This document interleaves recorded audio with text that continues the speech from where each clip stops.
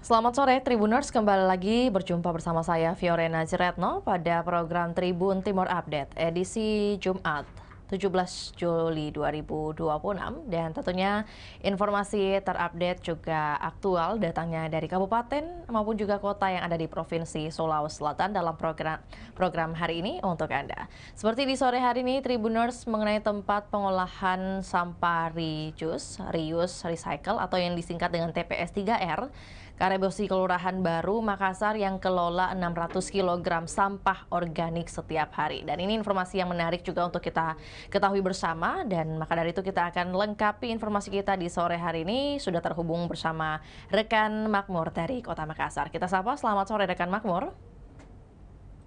Ya, selamat sore, Fiorena. Iya, baik. Rekan Makmur dapat digambarkan dan juga dilaporkan seperti apa kemudian kondisi ataupun juga aktivitas yang kemudian berlangsung di TPS 3R tempat Anda meliput tadi? Silakan. Ya, baik, Fiorena. Jadi, TPS 3R Karebosi merupakan salah satu fasilitas pengelolaan persampahan yang ada di Kota Makassar, di mana TPS 3R, TPS 3R ini telah berdiri sejak Nggak ada tahun gini Pak, anunya efek sampingnya dalam 2022 mengelola ini. dan 2023 telah mapan sebagai salah satu pusat pengelolaan sampah di Kota Makassar, terutama di Kecamatan Ujung Pandang. TPS 3R ini terletak di Jalan RA Kartini, tepatnya di belakang kantor Kelurahan Baru. Letaknya itu ada sekitar 50 meter di belakang kantor Lurah.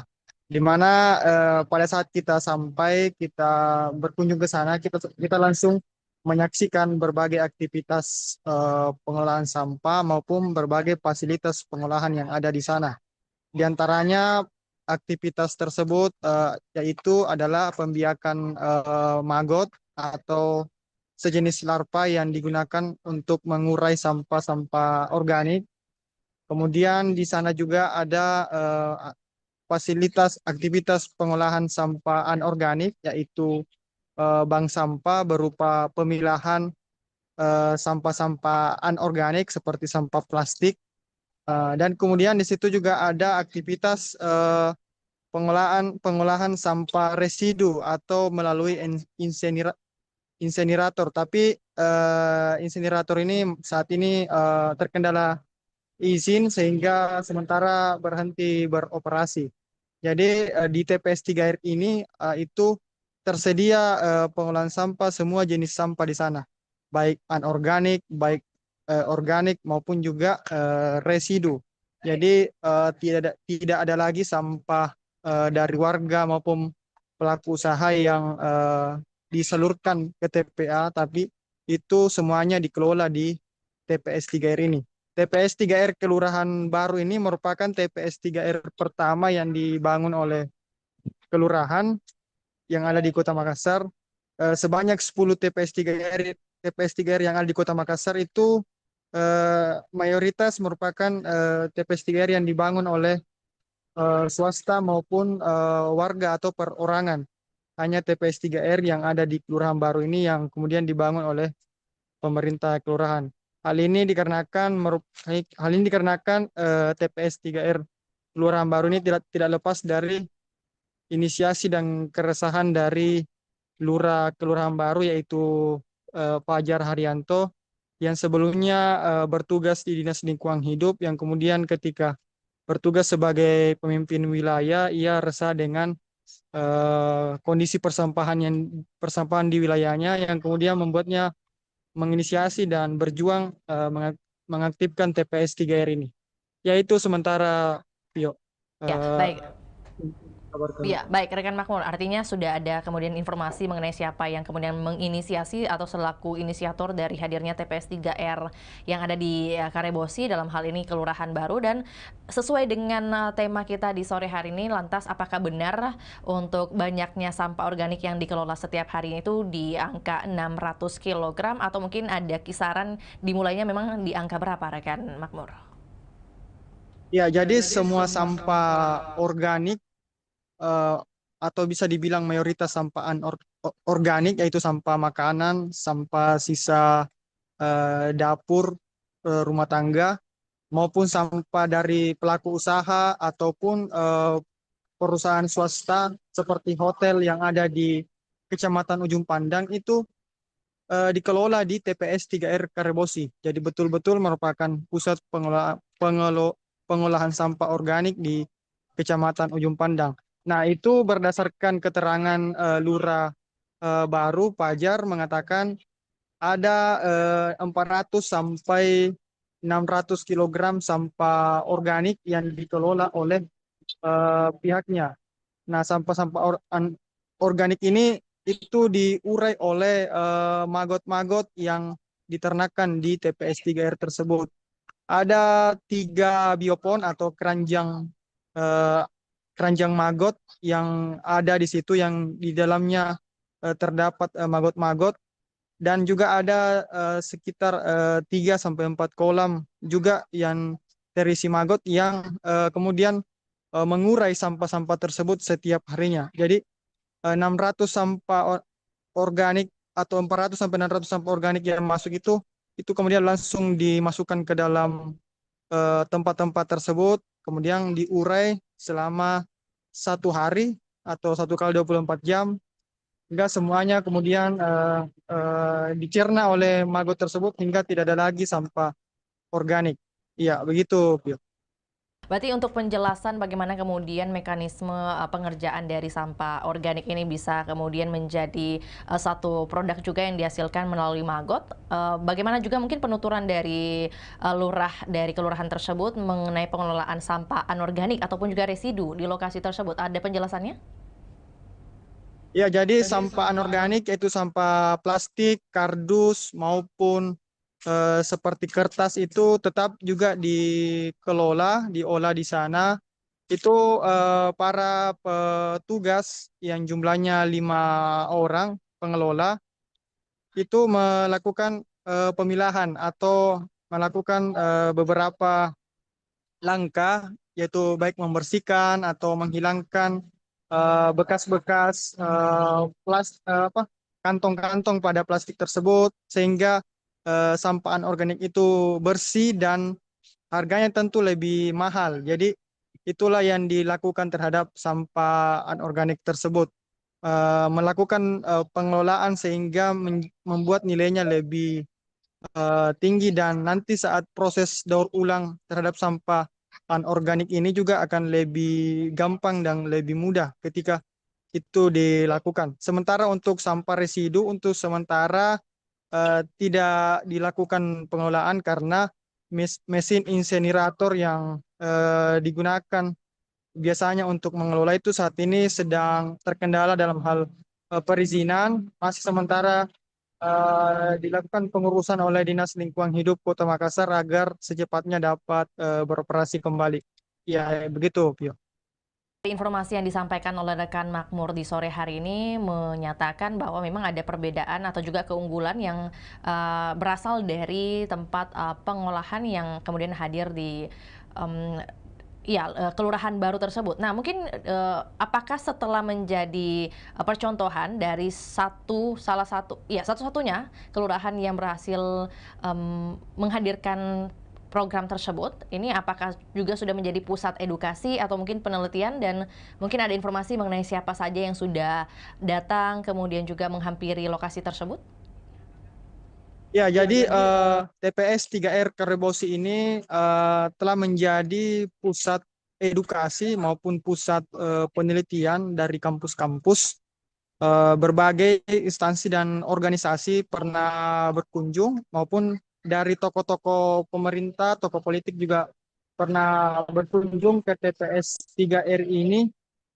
Di antaranya yang berkunjung adalah yang terbaru adalah istri dari Menteri Lingkungan Hidup, Bapak Jumur Hidayat itu pernah berkunjung.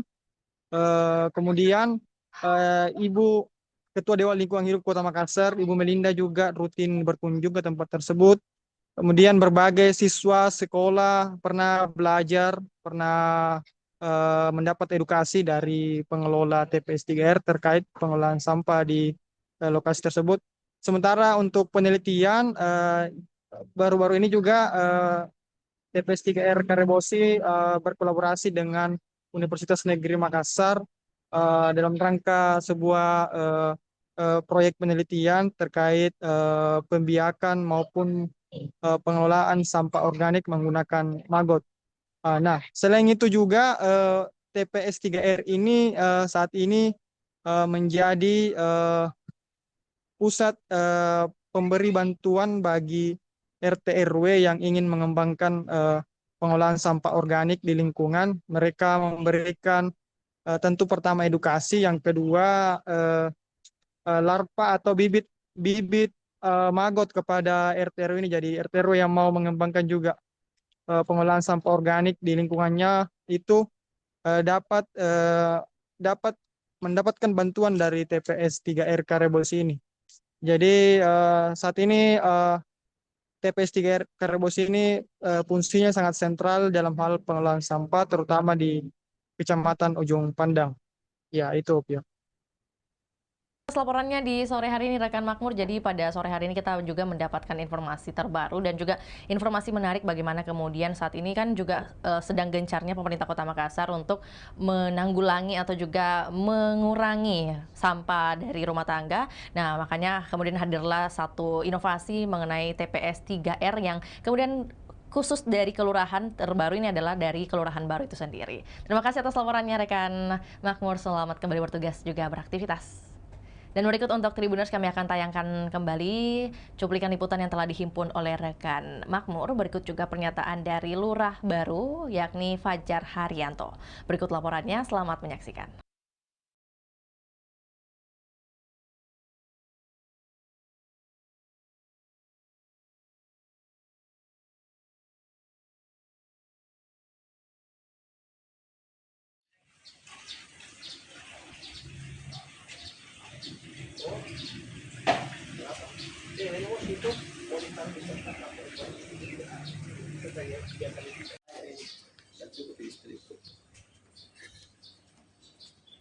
Kalau bulan saya Palestina mau datang ke sini sudah jalan.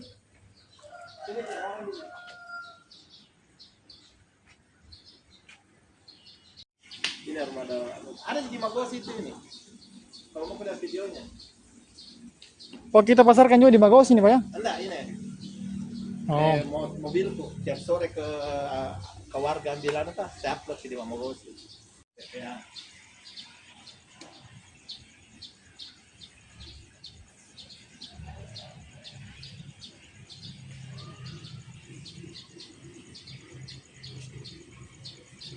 Ini tuh isi makan ya.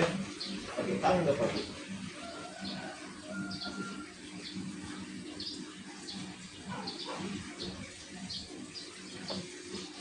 Tidak ada gini, Pak, anunya, efek sampingnya dalam mengelola ini.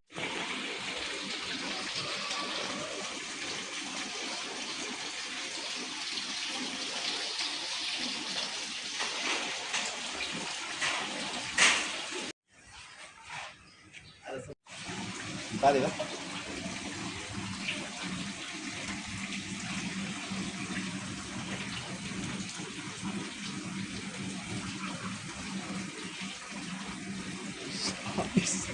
Banyak. Ini ada anggurku. Hah? Ini nggak saya taburi kayak begini nih. Nah ini semua kasgot anu semua tanaman tuh pakai kasgot. Semua tanaman kasgot untuk tanaman, magotnya untuk ikan, untuk ayam. Saya kira UNAS juga ada TPS 3R-nya itu, Pak. Nggak tahu nih ada kayaknya walau-walau. Kalau Panambuang itu jalan, Pak, juga. Kalau Panambuhan itu jalan di juga pas hari sana. Tapi itu kan awalnya anu dimasuk. Iya. Kenapa saya kasih lihat juga ini bagaimana peranannya kasgot untuk tanaman.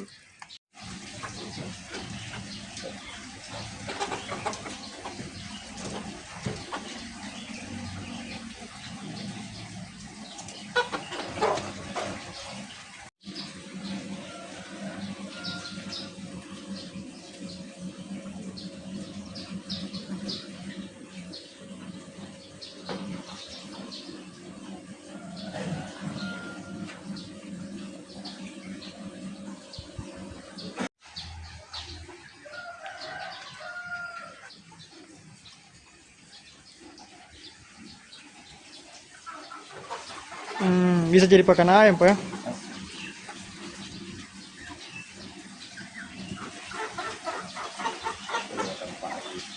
Usia dan teknologi. Izin Pak, ini TPS 3R ini dibangun sejak kapan dan sekarang itu bagaimana kondisi pengelolaannya sekarang ini?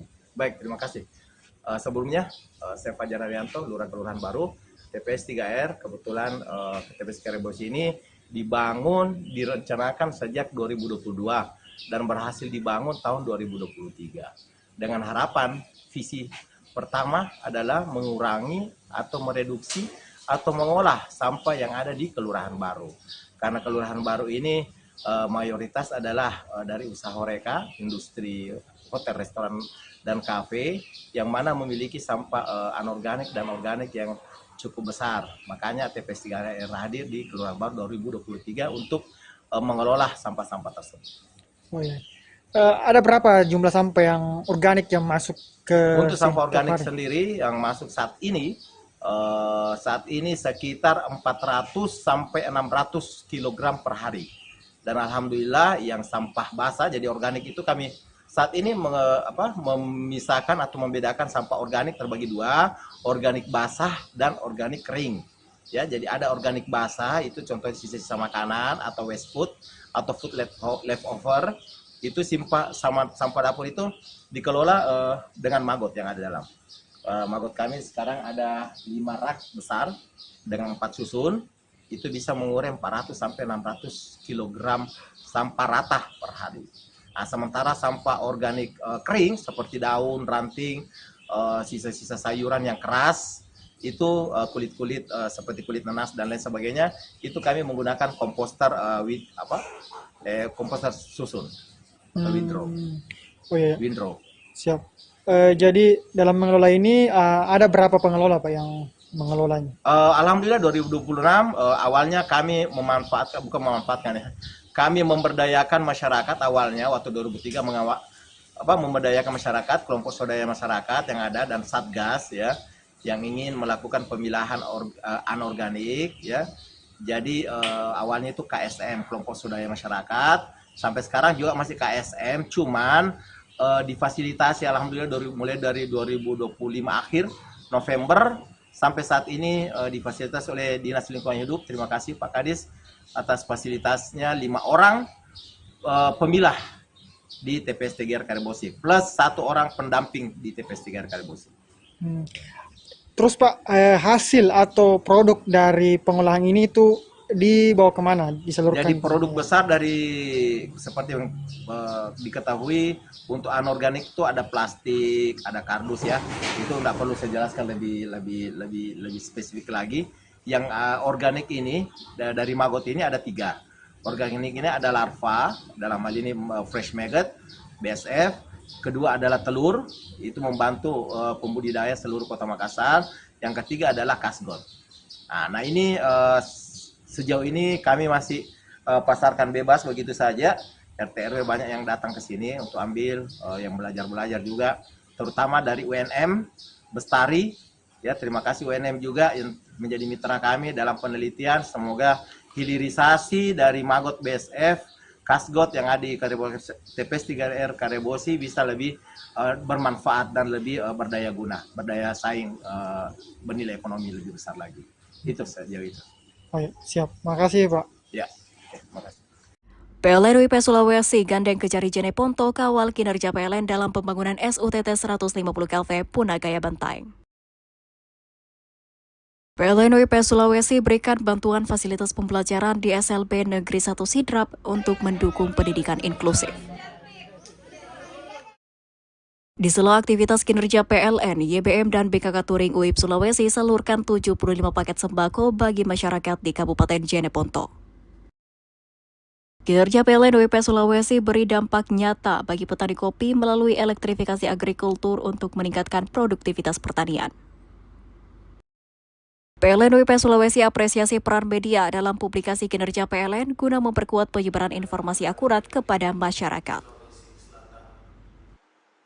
PLN WIP Sulawesi buktikan optimalisasi kinerja PLN melalui pembangunan infrastruktur ketenagalistrikan di Sulawesi demi listrik yang lebih andal bagi masyarakat.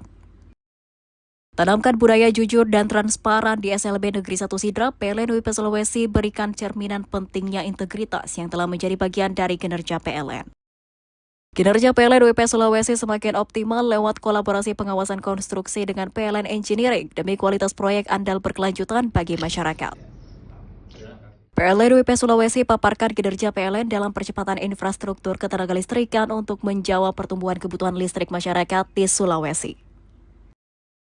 Ketiga, menjadi bagian dari kinerja PLN UPP Sulawesi Selatan gelar simulasi tanggap darurat guna memperkuat budaya keselamatan kerja yang terus menjadi prioritas PLN. Tanggap fokus pada kinerja, PLN UIP Sulawesi konsisten terapkan clean energy di hari Jumat untuk tidak menggunakan kendaraan BBM saat berangkat ke kantor. PLN UIP Sulawesi terapkan budaya hemat energi melalui program Powerwise di lingkungan kantor dengan tidak menggunakan lift di hari Jumat. Pengadaan tanah Gitet 275 KV Kendari tuntas dan siap masuk tahap sertifikasi, menjadi wujud kinerja PLN UIP Sulawesi. Kinerja PLN UIP Sulawesi diperkuat melalui audiensi General Manager UIP Sulawesi dengan Gubernur Sulsel untuk mendukung pembangunan infrastruktur ketenagalistrikan. Pastikan capaian PLN sesuai target. General Manager UIP Sulawesi tinjau proyek strategis SUTT 150 KV Palu 3 Tambu. PLN UIP Sulawesi jalankan kinerja PLN melalui koordinasi hukum bersama Kejari Banggai, dukung kepastian proyek kelistrikan di Luwu. Perkuat capaian PLN di bidang keberlanjutan program pemanfaatan FABA raih Top CSR Award 2026. PT PLN Persero Unit Induk Pembangunan Sulawesi raih predikat Platinum Alignment pada Indonesia Green Award 2026. Perkuat budaya K3, capaian PLN UIP Sulawesi diapresiasi dengan sejumlah penghargaan pada bulan K3 Nasional tahun 2026. PLN dan BPN Sulawesi Utara percepat penyelesaian legalitas aset bagian kinerja PLN. Target diperkirakan rampung di 2026. Sinergi PLN UIP Sulawesi dan Kejati Sulteng perkuat kinerja PLN dalam akselerasi pembangunan infrastruktur kelistrikan. PLN Unit Induk Pembangunan Sulawesi perkuat sinergi dengan pemerintah Provinsi Sulawesi Tengah demi wujudkan listrik yang lebih andal bagi masyarakat. Kinerja PLN lebih optimal dengan menjaga sinergi bersama Kementerian ESDM untuk dorong percepatan penyelesaian proyek strategis ketenagalistrikan di Sulawesi. Pastikan kinerja PLN tetap optimal. General Manager PLN UIP Sulawesi tinjau progres SUTT 150 KV Palu 3 Tambu. Download Tribun X sekarang, menghadirkan lokal menjadi Indonesia.